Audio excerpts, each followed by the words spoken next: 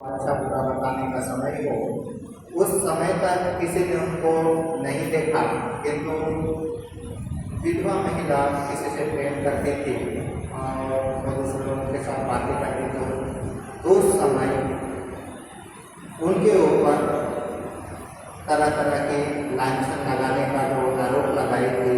और ये जब माँ के कानों में इसकी बातें आती है तो किस तरह से व्याकुल हो जाती है और उसके लिए ठाकुर से प्रार्थना करती है। ये सब घटनाएँ हम लोग पिछले सप्ताह देखे और एक घटना देखे थे बालक गोविंद। जो बालक गोविंद है उनके बारे में माँ का प्यार, तो उसके बारे में हम लोग आगे पढ़ेंगे। ये बालक गोविंद को गाय की सेवा के लिए ज्ञानानंद महाराज जब वो गाय ले आए थे कमलपुर में जयराम नदी में, उस समय उस गाय की देख रेख करने के लिए एक बालक को भी बुलाया गया था। उसका नाम ही है यहाँ पर बालक गोविंद। तो उसके बारे में महाकाश में किस तरह से होता है उसके बारे में हम लोग जानेंगे। हम लोग पढ़ते हैं, माँ आडम्बर एकदम पसंद नहीं करती थी, पर क्या करें, लड़के जो करना चाहते थे, फिर उसकी आवश्यकता भी थी। लोगों का विशेष उपकार भी हो रहा था। नए घर के आंगन में वर्षा के दिनों में कीचड़ हो जाता था। आंगन को पक्का बनाने का जब प्रस्ताव किया गया तो माँ ने मना कर दिया। गांव में मिट्टी का मकान ही ठीक है, सब लोग मिट्टी के घरों में ही रहते हैं। तरह तरह से लोगों के मन में ईर्ष्या जागती है, शत्रुता बढ़ती है। पर 2-3 वर्ष पश्चात माँ की सम्मति का रास्ता न देखते हुए दरवाजे को पक्का बना दिया गया। मकान की फर्श पक्की कर दी गई। माँ ने कह दिया कि कम से कम मेरे सोने के कमरे की फर्श पक्की ना करना। पक्की फर्श पर बैठने में आराम नहीं मिलता। गर्मी में खूब गर्मी रहती है और ठंडी में बहुत ही ठंडी। तो माँ खेत गाँव की थी और उस जमाने की वे जब तक बिना आसन बिछाए ही कमरे में बरामदे में फैलाकर खाली जमीन पर बैठ जाती। कमरे की फर्श पक्की तो की गई पर उस कमरे में माँ फिर नहीं गई। इसके लिए हम लोग देखते हैं माँ कोई भी बाहरी आडम्बर उनको पसंद नहीं था। सार्वजनिक उनके लिए एक तरफ देखा जाए तो बेलूर मठ बनने के लिए माँ प्रार्थना कर रही है, जगदम्बा आश्रम को बनाने के लिए प्रार्थना करती है। किंतु पर्सनल अपने में स्वयं के लिए यदि माँ के लिए कुछ सोचा जाता तो माँ उसको मना कर देती। इस तरह से यहाँ पर है कि माँ के घर के आंगन मिट्टी आधा भर जाता था। उस समय लोगों को लगता है कि इसको पक्का कर देना ही अच्छा है, तो लोगों के विचार से उसको करना अच्छा है, सोचे करने लगे। तो माँ उसको भी मना करती है और उसके बाद उसके जिस घर में वो माँ रहती थी उस घर को भी फर्श को प्लास्टर कर दिया जाता है। तो माँ वहाँ पर रह नहीं पाती है। एक अन्य कारण भी हो सकते हैं, लेकिन माँ पसंद नहीं करती थी। ये बातें मूल है। इसके बहुत पहले मलेरिया से पीड़ित होने के कारण ज्ञानानंद को जयरामपति छोड़ने को बाध्य होना पड़ा था। वे माँ की एक संतान डॉक्टर ठाकुर बाबू के घर लाकर चिकित्सा एवं वायु परिवर्तन के लिए कटी बार गए थे। कुछ दिनों बाद ही उनके लौटने की बात थी, पर पुलिस ने उन्हें षड्यंत्रकारी राजनैतिक दल का सदस्य होने के संदेह में रोक रखा। ज्ञानानंद जब तक रहे गाय की सेवा बड़ी अच्छे से हो रही थी। माँ को उनकी कोई चिंता नहीं थी। जयरामपति से चले जाने के पश्चात भी भवे सुरेश बाबू के द्वारा गौ सेवा की सारी व्यवस्था करते थे। यहाँ तक कि एक गौशाला भी हरिद्वार में, पर उनकी अनुपस्थिति में ज्ञानानंद महाराज की उपस्थिति में माँ को गाय की विशेष चिंता होती तथा कभी कभी वे बोल उठती। गाय खरीद कर ज्ञान और झंझट बढ़ा दिया। निसंदेह गोविंद को चरवाहा रखने के पश्चात गाय की ठंडक कम हो गई थी। छोटी उम्र में ही माँ बाप के मर जाने से गोविंद बड़े कष्ट से बना था। उसका चेहरा उसकी दुर्दशा का साक्षी था। इसके एक दूर के संबंधी ने उसे माँ के घर चरवाहों के काम के लिए रख गया था। वेतन सामान्य था, पर खाने पीने और रहने का आराम था। रात्रि पाठशाला में पढ़ना, थोड़ा पढ़ना लिखना सीखने की भी सुविधा थी। गांव के बहुत से किसान मजदूर बच्चे बूढ़े वहाँ पढ़ने आते। 9-10 साल का यह लड़का अपना काम ठीक ही करता। माँ तथा अन्य लोगों के स्नेह सहानुभूति में उसके दिन बड़े मजे में काटते। रात में उसे पढ़ने के लिए बातें किया जाता, पर उसमें उनका मन ना लगता। कुछ दिनों पश्चात उसे थायराइड हो गई, खाज। उपचार की व्यवस्था की गई, किंतु विशेष लाभ नहीं हुआ। रोग से पीड़ित होते हुए भी वह अपना काम ठीक किए जाता। हाथ खुजली होते ही रहती है। वह ऐसा कोई भयानक रोग तो है नहीं, अतः उसको किसी ने विशेष ध्यान नहीं दिया। एक दिन रात में गोविंद को बहुत कष्ट हुआ। अधीर को वह रोने लगा। गुप्तांगों में आज खूब बढ़ गई थी। लज्जा के मारे उसने दिखाया नहीं था। अब रात में कष्ट उसके लिए असहाय हो गया। क्या किया जाए? उसे समझा बुझाकर शांत करने की चेष्टा की गई। दूसरे दिन सुबह ही देखा गया कि माँ उसे घर के भीतर बुला ले गई है और स्वयं भी शीत लोटे में हल्दी और नीम की पत्ती पीस रही है। गोविंद माँ के पास खड़ा है। माँ हल्दी और नीम की पत्ती पीस कर उसके हाथ में थोड़ा थोड़ा करके दे रही है और कैसे लगाना होगा यह सब बता रही है। गोविंद भी उसी प्रकार लगाता जा रहा है। माँ के स्नेह से बालक का मन प्रफुल्ल हो उठा। उसके मुख पर आनंद छा गया। बालक का रोना सुनकर माँ को रात में नींद नहीं आई थी, इसलिए सुबह उठते ही उसकी दवा दारू की व्यवस्था में स्वयं जुट गई। माँ को पाकर माँ के स्नेह से मातृ बालक का दुख बहुत कुछ घट गया। माँ भी बच्चे को प्रसन्न मुख देख हर्षित हो उठी। दोनों के चेहरे देखकर बातचीत सुनकर कौन कह सकता है कि वह अपना बेटा नहीं है।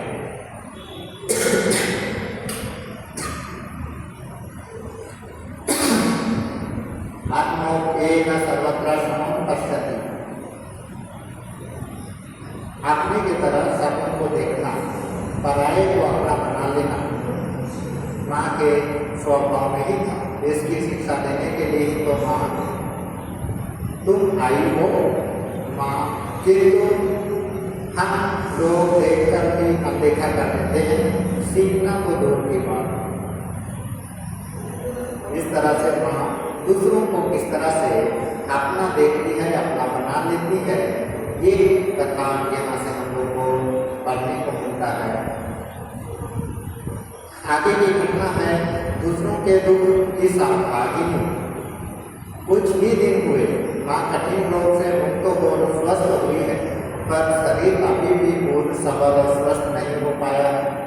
पथ्यादि के बने नियमों का अभी भी पालन करना पड़ता है। इसी बीच एक दिन दोपहर के भोजन के समय अधिक लोग आ गए। लड़कों को खिलाने के बाद माँ लड़कियों के साथ भोजन करने बैठी।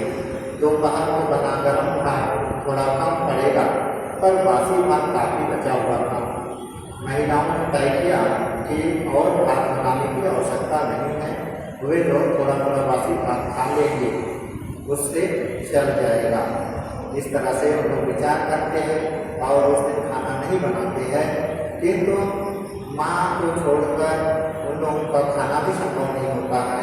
ये लोग हम लोग आगे देखेंगे, क्योंकि वे लोग तो बासी भात खाने के आदि हैं। परोसने के समय जब दूसरों की पत्तल में बासी भात परोसा गया तो माँ ने भी आग्रह किया कि उसे भी बासी भात परोसा जाए।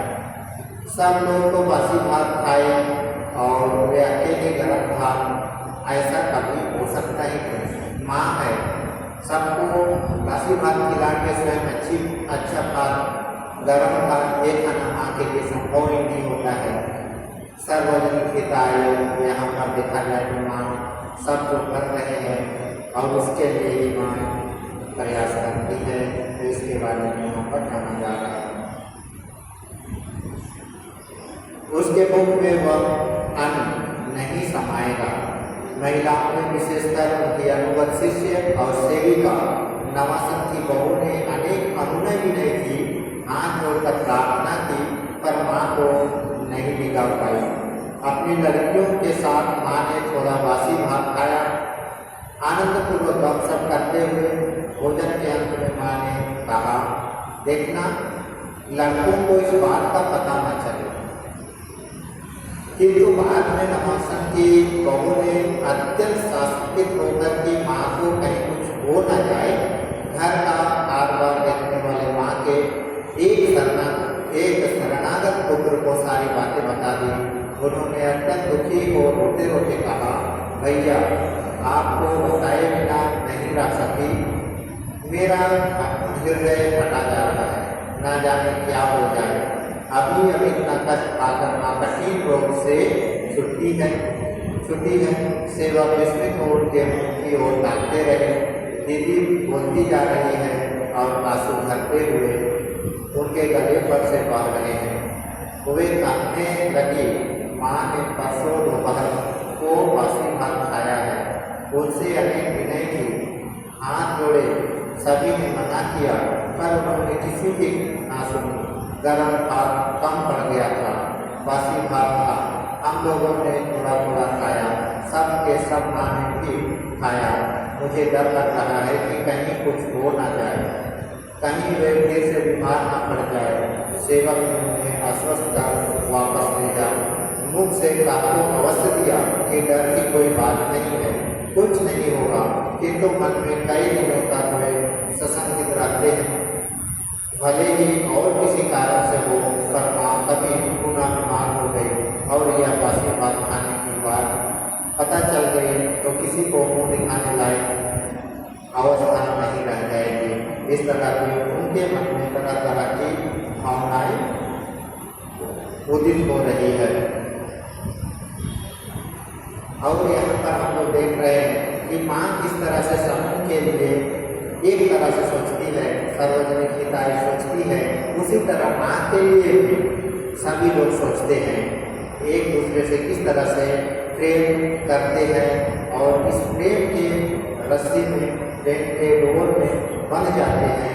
ये सब बातें माँ से हम लोगों को सीखना चाहिए और उनके साथ में जो भी लोग रहे थे उनसे हम लोगों को ये बातें सीखनी होगी।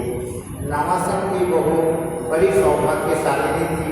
माँ के अंतिम कुछ वर्ष छाया के समान उनके साथ रहकर उन्होंने माँ की जो सेवा की उसे शब्दों में व्यक्त नहीं किया जा सकता।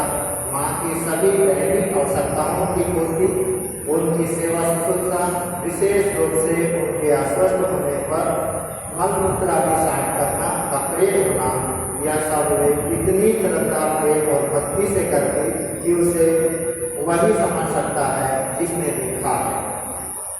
सचमुच उन्होंने जगदम्बा की एक ही अवतार में माँ तथा पुत्री के रूप में सेवा कर अपना जीवन सार्थक कर लिया। निसंदेह सेवा का यह शुभ अवसर उनके अनेक जन्मों के सत्कर्मों का ही फल था। इस प्रकार सेवा का सौभाग्य और किसी को प्राप्त हुआ था ऐसा नहीं लगता। यहाँ पर हम लोग देखते हैं कि अनेकों लोग माँ की सेवा करके धन्य हुए हैं, जो विभिन्न समय में अलग अलग समय में माँ की सेवा किए हैं।